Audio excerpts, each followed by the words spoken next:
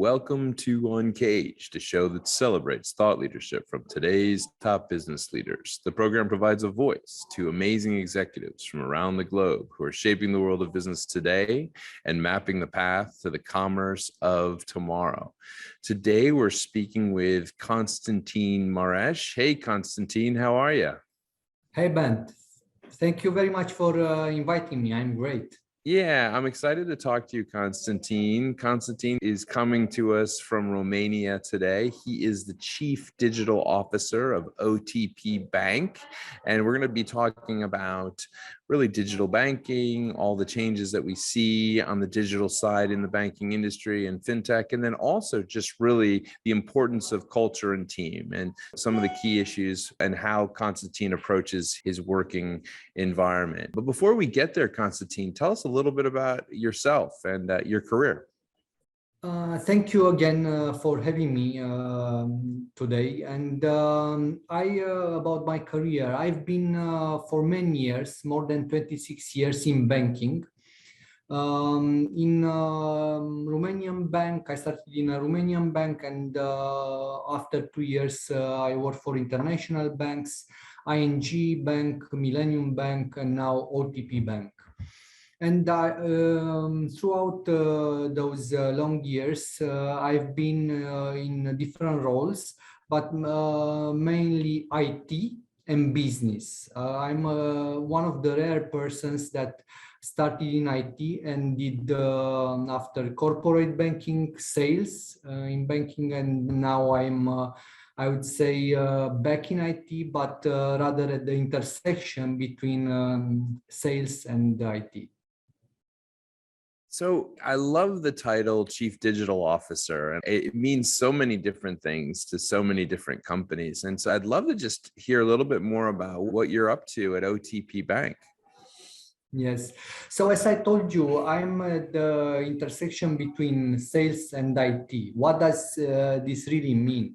Conceptually, I like to say that I'm at the intersection between technology and humanity.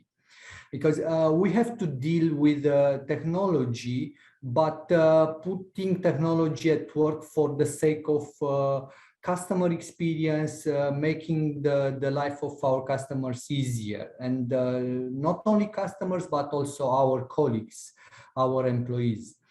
More concrete, this means I have all the areas of IT, I have areas of transformation office, I have areas of project management, processes management and improvement. I have areas of contact center and digital banking, which also includes the online sales. So I'm responsible for acquiring online customers and making digital sales. And tell me a little bit more. I mean, one of the fastest growing sectors right now is fintech and digital finance. And what are some of the key areas that you guys are really digging into right now? So as I mentioned, for being responsible for the online sales, what happened during the pandemic times, we realized that the customers do not come to banks anymore. First, we had the restrictions. Second, we have preference of the customers, and we've seen a significant change in the behavior of the customers. So we just wanted to capture that and be where the customer wanted to be and where the customer liked to be. And we started to accelerate our online flow. So we put available the banking services at the customer points, let's say, not necessarily the branches or the ATMs or where the traditional mobile banking and so on. So we try to expose our bank entirely on internet, so the customer could access us from everywhere. And that's, of course, easy to say, not very easy to do, because the banks have very complex infrastructure, legacy applications, and very tight regulatory requirements. And that's currently our challenge. And Yeah, I think one of the things I love that you talked about was the change in customer behavior, really over the last couple of years, even before, to more and more digital, right? Their bank is more important than ever to them, but they want to do it in a digital way. And yet, Constantine, I know you and I have spoken about your belief in humanity and your belief in your team and how you guys approach culture. Tell me more about how you manage and kind of your approach to building team culture. Yeah, you are right. This is now more important than ever because everyone is talking about the Great Resignation, which is a phenomenon that was accelerated during the pandemic. And it's important to treat it with the utmost seriously and the importance. What we do and what my personal belief is that every transformation, including a digital transformation, means nothing if you don't have a strong team behind you to go through that transformation. And what we did during this pandemic, we also accelerated or we changed the way we looked as leaders at the team and the people, and we started to give more and more trust to them, and that started from working from home. The traditional manager is afraid of not having the people around them, and when we send the people home, because we had to, it was the natural tendency that we have to control our people. And what we noticed, that if we don't control them, but we talk about the output, we talk about the deliverables, actually their performance significantly improves. And we realize that if we give them more support on how to cope with the challenges on the pandemic, maybe give some psychological support, because people were stressed from the anxiety coming from the pandemic and so on, the people return much more value than we used to have. And again, we put ourselves as leaders more into the area of servant leadership, and ask the people to tell us what to do as leaders, not the other way around.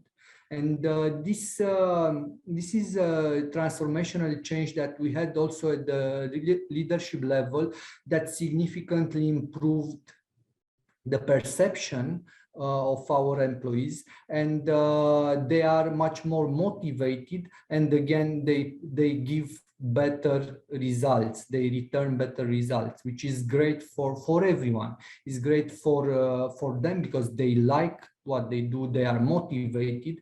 It's great it's good for me as leader, and is good for OTP Bank as a company. So it's win-win-win. And Constantine, during the last couple of years with this kind of moment that we've been working through, how did the way you manage the team change? I mean, were the folks working at home, or did you find that people were still coming to the office? How did things evolve?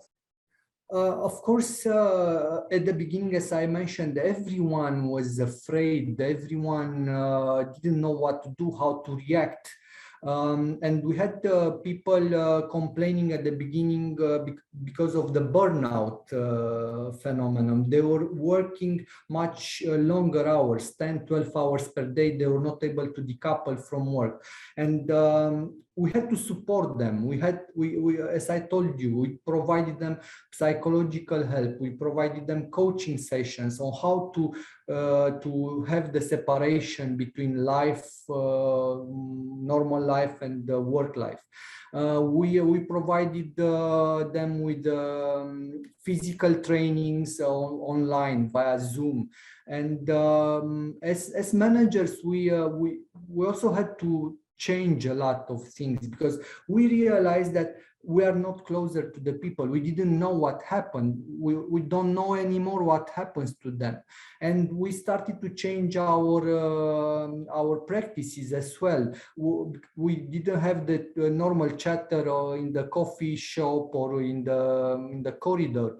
So we started to, I started to create breakfast online, inviting people from all across my teams, all across the organization, just discussing about ourselves, what we like as persons, what we don't like, and who am I, Constantin, as a person, because many colleagues were onboarding during the pandemic period, and we didn't have a chance even to talk face to face. We were running interviews online, and they were coming to the office just for 2 hours to pick up their laptops, and they were working from home. And I have person that for 2 years I didn't met physically, and we still had to see each other, to know each other, and to make a connection. So it was very important to keep this personal touch, even if we were all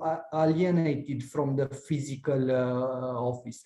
And this was very important. And I'll give you another example that I found very useful.